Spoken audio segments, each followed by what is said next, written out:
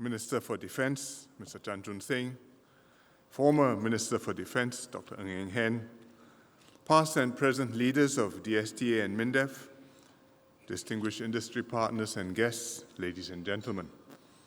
I'm delighted to join all of you this evening for DSTA's Silver Jubilee Dinner. It's a significant milestone. I'm happy to celebrate it with many old friends, but also with many younger faces. DSTA has grown and matured enormously since it was established 25 years ago. This has only been possible through the hard work and strong support from all of you here today, and many more who are not present today. Defense technology has always been crucial to Singapore. We are a tiny island state with no strategic depth. The security threats we face are real and formidable. And yet our manpower constraints are real too. Furthermore, we rely on national servicemen to defend us. They are our own sons and husbands, friends and colleagues. We must train them thoroughly and equip them well. For the SAF to succeed in its mission, we must make the most of technology to compensate for our lack of numbers, to multiply our efforts, and to give us a decisive edge. Hence, we need competent, dedicated people to identify, to procure, and to deploy the technology that best does this. This is an important capability which we did not start off possessing. In 1966, a year after independence, the ministry, then called the Ministry of Interior and Defense, had just 3 engineers in the logistics division evaluating tech and weapons purchases. They were Professor Lui Pao Chun, then an SAF captain, together with Lieutenant Chai Wee Sing and Lieutenant Xiao Tiang King. Chai Wee Sing has passed away, but Lui Pao Chun is here tonight, as is Xiao Tiang King. We are indebted to these pioneers. Where's Tiang King? Thank you very much.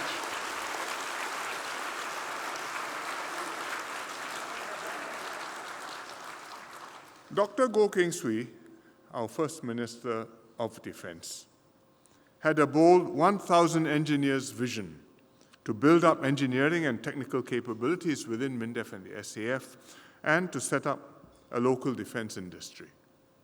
We took a highly pragmatic approach to buy what's available in the market where possible, instead of reinventing everything ourselves, to adapt and integrate our purchases intelligently, to improve their capabilities and suit our needs, and to develop our own technologies only when commercial options are unavailable or unsuitable, or when it gives us a secret advantage. In 2000, we created DSTA out of 8 different MINDEF SAF defense tech entities. DSTA's mandate was to specialize in tech procurement, deployment, and integration for the SAF. DSTA has become a strong engineering organization, procuring, integrating, adapting, and enhancing high-end equipment for the SAF. It has done good work for each of the SAF services, the Army, the Air Force, the Navy, and now the Digital and Intelligence Service. For example, our F-15SG Strike Eagles are not a standard variant available off the shelf, but have been customized and enhanced by DSDA with advanced mission and communication systems. In the maritime domain, DSDA integrated various weapon systems, sensors, and C2 software for our missile corvettes and frigates. It designed littoral mission vessels for lean crew manning, and it customized our submarines to operate in tropical waters. For the upcoming multi-role combat vessels, DSTA is also integrating multi-domain warfighting capabilities and unmanned systems. Beyond system integration, DSTA has also developed strong in-house C3 capabilities and made these capabilities available to the whole of government. During COVID, DSTA delivered network analysis tools and C2 systems to support the many task forces covering contact tracing, patient care, testing operations, and supply chain risk management. It has helped other agencies improve their C3 capabilities, including by building the crisis and incident management system used by multiple security agencies to coordinate responses to major incidents and national crisis, and also ICA's C2 system, deployed at land checkpoints that enhances situational awareness and incident management. DSTA has also built new capabilities in software development, intelligence gathering, and cybersecurity to support new SAF missions in the digital and info domain. It's even gone into protective and rock engineering, a strategic capability because of our shortage of land. The underground ammunition facility was the first of its kind endorsed by NATO. This expertise was later applied to other national underground projects, including the Jurong rock caverns. DSTA's engineers have developed a keen feel for technologies in multiple domains and honed the skills to deliver high-performance solutions in a cost-effective way. Importantly, the agency has a culture of pushing the technology envelope and exploring novel solutions to solve unique and complex problems. And these qualities will become more important in future. Because despite our good progress, we still need to go much further.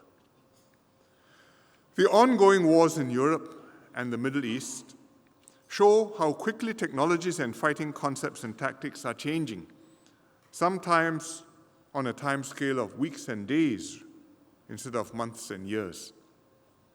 AI is helping to process massive quantities of data to generate intelligence and to inform real-time decision-making. Cyber attacks and disinformation campaigns are extensive, unremitting, and ever more sophisticated. Drones are pervasive, used for surveillance, precision strikes, and even sabotage far behind the front lines. Hence, here, the pace of evolution is particularly astonishing. In Ukraine, drones now account for 70% of the frontline casualties. New models, concepts, uses, and tactics develop every few weeks. Both Russia and Ukraine depend on a whole network of informal backyard operations and small commercial companies to accelerate development cycles and evolve faster than the other side. And these unconventional producers are doing so much more cheaply than traditional defense tech companies. As a result, what's happening on the front lines today is vastly different from how the war was fought in February 22, when Russia invaded Ukraine. Ditto what's going on in Gaza today, compared to what happened immediately after the Hamas attack on October 7th, 2023. And we must expect the same thing to happen to us should we enter a conflict. How must DSTA respond? First, DSTA must innovate and deliver systems at a pace that keeps up with accelerating technology cycles. Around the world, new entrants are disrupting the traditional defense industry model. Once obscure newcomers, such as Anduril, Palantir, and Helsing, have vaulted into prominence. These have become highly sought-after companies as militaries begin to realize the value of fast-moving, innovation-driven players. The newcomers thrive, not by outspending traditional defense primes, but by outpacing them. They prioritize software-driven platforms, deploy quick and dirty solutions rapidly, and then roll out improvements and upgrades one after another, instead of gunning for a perfect product from the outset. Some of the most successful innovations do not even come from technology companies at all. They may originate from low-cost, informal backyard operations or from rapid improvisation by troops and small fighting teams on the ground using cheap dual-use technologies to devastating effect. This is the new reality of defense innovation. And it means that DSTA cannot just double down on what it's traditionally been good at, focusing on the high end, spending time to exhaustively gather requirements, thoroughly studying and evaluating all options, negotiating for the best prices, finally testing and delivering systems that hopefully work perfectly from the start, but more often do not. DSDA must now pay equal, if not more, attention to how fast it can bring new systems and capabilities online, adapt them iteratively, and meet operational timelines that work for the SAF. And doing this will not be easy. It will involve several fundamental mindset shifts and doing some things very differently. DSTA must develop new procurement models. It must selectively accept more risks, to invest in more experimentation, agile and continuous development in order to speed things up. The process will be messier and less controlled, but this approach will better fit the new paradigm and MINDEF SAF's new operating context. We must also contemplate even more radical changes to push the envelope still further. In extremis, this may well require organizational changes. For example, what the US DoD, now called the Department of War, had tried with Unit X, which is now the DIU, or Defense Innovation Unit, and what the Israelis have done.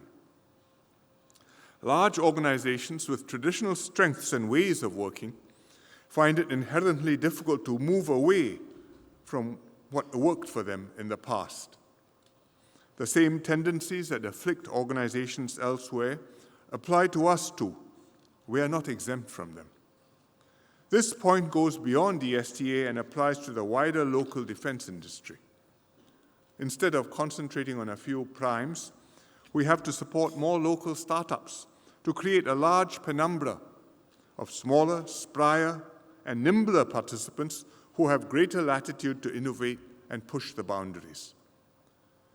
I'm happy that the defense technology community is alive to the discontinuities we are witnessing and is in the process of refreshing its defense tech strategy. It aims to build up the fundamental qualities of AIR within the DTC to ensure that it's agile, innovative, and resilient. Agile in embracing the heightened pace of tech adoption, innovative in translating novel tech into operational advantages, and resilient by strengthening the defense industrial base and supply chain robustness. DSTA is working on new capability development models using block budgets, new procurement frameworks, and streamlined contracts to speed up acquisition lead times. It's focusing more on drones, autonomy, counter-drones, and AI to ensure it masters these new disruptive areas. It's also doing more experimentation in the field. For example, exercise Forging Sabre, currently underway in the US. In this exercise, both DSTA and the SAF are experimenting extensively with drones, including off-the-shelf commercial drones, enhanced with DSTA's drone swarming and obstacle avoidance algorithms. A small team of RSAF software engineers is developing software updates on demand and in real time in the exercise in response to changing operational requirements in order to trial and implement new operational concepts and software on the fly. Organizationally, DSTA has also changed the way it works. It's expanded partnerships with global partners, including the new breed of innovative companies like Anduril, Shield AI, and Mistral, to latch onto their fast development cycles and access new tech approaches. It's used Cap Vista Private Limited, a private company, to hunt for startups and tech sources and to support them through equity investments, innovation funding, or accelerator programs. It's also recently set up the Horizon Tech Office within DSTA to quickly pair promising startups and innovative companies with its own program centers and potential ops users. Through these efforts, DSDA is now working with various local startups such as Hope Technic, Performance Rotors, BX, and Bifrost to co-develop solutions involving robotics, autonomy, and AI. I'm also happy that DSDA has recently signed an MOU to adapt Razer's game controllers for drone and robotics control. It will save a lot of training time for our NSmen. We must push on with all these efforts and, where possible, push them further. Secondly, we must set up and maintain a healthy tension between DSTA and SAF's war fighters on tech acquisition. I think the tension exists. The thing is to keep it tight as well as healthy. What do I mean? On the SAF's part, combat formations and leaders must raise their tech quotient. They must understand not only their mission needs, but also what tech can accomplish for them. They must know what to demand from DSDA. They must also have an adequate appreciation of how the tech works, recognize the trade-offs that their demands involve, and be prepared to deprioritize requirements that are not critical. They should not ask for the sky and end up specifying gold-plated but impractical or exorbitant operational requirements. Nor should they get swept along by the latest fads. They must be ready, always, to change tactics, techniques, and procedures in response to changing tech, and not to stick dogmatically to existing practice or doctrine. Tech is evolving in real time, and what seems eminently sensible today may become irrelevant or counterproductive tomorrow. On DSTA's part, it cannot see itself just as a purchaser and deliverer of whatever the SAF asks. Having dealt with defense science and tech for so long, DSTA has accumulated deep experience and expertise in your own right, and sometimes you will know better than the SAF what works, what doesn't, and what new technologies have emerged, what is potentially game-changing, and what is just hype or disinformation. It must form an independent view on whether the SAF's demands and requirements make sense or can be met much more cost-effectively with some adjustments. It must be prepared to push back. At the same time, DSTA must be quick to alert the SAF when new technologies threaten to disrupt its whole concept of operations, and be prepared to join issue to debate the choices that must be made, instead of fudging the matter and hoping to muddle through. In other words, we cannot just rely on ops pull. We need stronger tech push as well. Healthy sparring will generate a creative tension in the relationship between technologists and the warriors. Our collective strength lies in how well our soldiers and engineers come together to forge op-tech partnerships. Each side needs to understand the other's needs and constraints, co-create solutions, and finally deliver capabilities that are both technically sound and operationally relevant. This is going to be extremely demanding on both sides, but we just have to do it. I'm glad that both MINDEF SAF and DSDA recognize this and are working hard at it. For example, there are more deliberate cross-postings of SAF personnel to defense tech organizations and companies, and vice versa.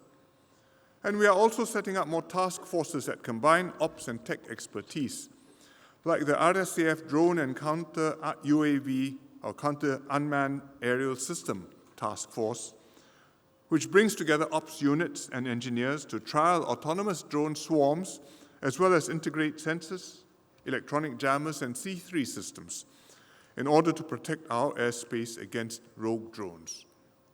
But we will have to keep working at this. The trend of faster change has far from maxed out.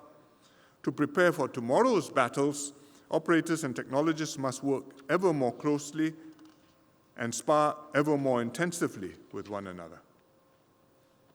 Third, we must also figure out how to keep the bulk of our fighting force who are national servicemen, abreast of the rapidly changing tech and weapon systems.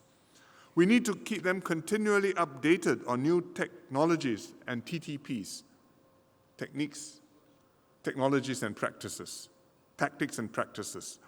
Train them well, retrain them frequently, and do this at speed and at scale. The SAF has grappled with this problem for decades, especially with NS units which come for in-camp training once or twice a year. But accelerating tech cycles make this an even more acute problem.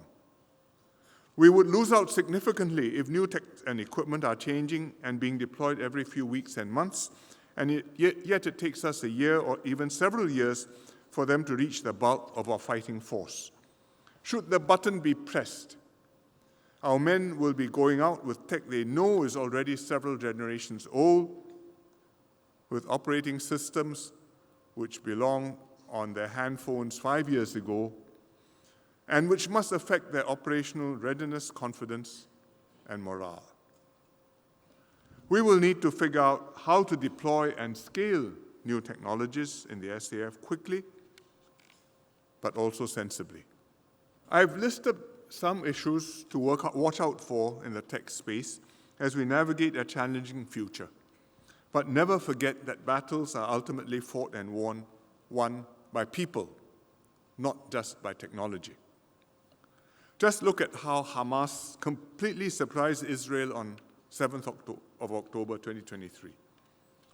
The Hamas attack was beyond doubt a heinous act of terrorism, but it was also a spectacularly successful example of strategic surprise, which produced devastating results and which, so far, only humans are capable of conceiving and carrying out. For all of Israel's technological superiority and military might, complex border security systems armed with cameras and remote control machine guns, perpetual surveillance and extensive use of tech, AI, massive computing, command and control, Israel was caught completely unprepared and paid dearly. Ultimately, human initiative and ingenuity can trump even the best technology. Thus, while we build our technological capabilities, we must constantly ask ourselves, are we also a people who will stand up and fight, who can find the right way to fight, who can avoid being blindsided by adversaries, and who have the iron will and resilience to prevail whatever the odds? MINDEF, the SAF, and DSDA will always need brave and resourceful soldiers and engineers in its ranks, for the survival of our country rests on their soldiers, on their shoulders. On its part, DSDA must continue to attract and retain top STEM talent to strengthen its ranks. It must do its utmost to attract, motivate, and nurture a pipeline of top quality people to deliver on its mission. It needs people who are not only strong in engineering and IT, but who also care deeply for their country and have a passion for applying their expertise to defense technology. That's how DSTA can continue to make a major contribution to our nation's security. I thank the pioneers and the current DSTA officers for your ingenuity, your dedication, and your many contributions. Your efforts have made DSTA not just a capable builder of defense systems, but also an important enabler of national strength. Your work quietly powers the systems that make the SAF strong and keep Singapore safe. I wish you all a very happy Silver Jubilee. Thank you very much.